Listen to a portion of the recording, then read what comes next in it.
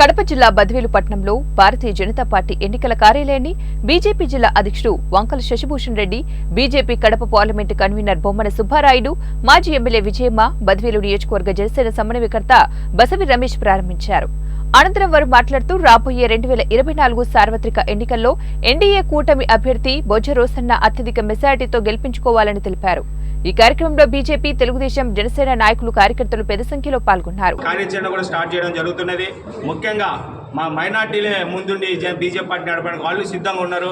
మీరు గత 5 సంవత్సరాలు చేసిన నాటకాలు, పోటకాలన్నీ మానేసి ఎటువంటి పరిస్థితులైనా ఈసారి బద్వేలు నియోజకవర్గంలో సీటును బీజేపీకి, నరేంద్ర మోడీ గారికి, అలాగే ఎన్డీఏ కూటమిలో ఉన్న పవన్ కళ్యాణ్ గారికి, తెలుగుదేశం అధ్యక్షులు శ్రీ నారా చంద్రబాబు గారికి బద్వేలు నుంచి మొట్టమొదటి సీటు మేము గిఫ్ట్ ఇస్తామని తెలియజేసుకుంటూ ఈ రోజు నుంచి మా కార్యాచరణ కూడా మొదలు పెడతామని తెలియజేసుకుంటాం.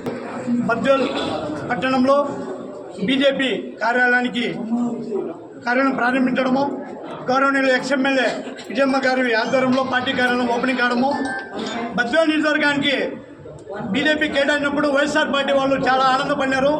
ఖచ్చితంగా ఎక్కడున్నా మనం గెలుస్తామని. విజయమ్మ గారి నాయకత్వంలో, నితీష్ రెడ్డి గారి నాయకత్వంలో వాళ్ళు చెప్పినట్లు ఏ పార్టీకి ఓటు వేయమన్నా కూడా మేము ఓటు. భారతీయ జనతా పార్టీ అభ్యర్థి ఉంటుంది. ఆమె ఆశీస్సులు ఎల్లవెల్లా ఉంటాయి.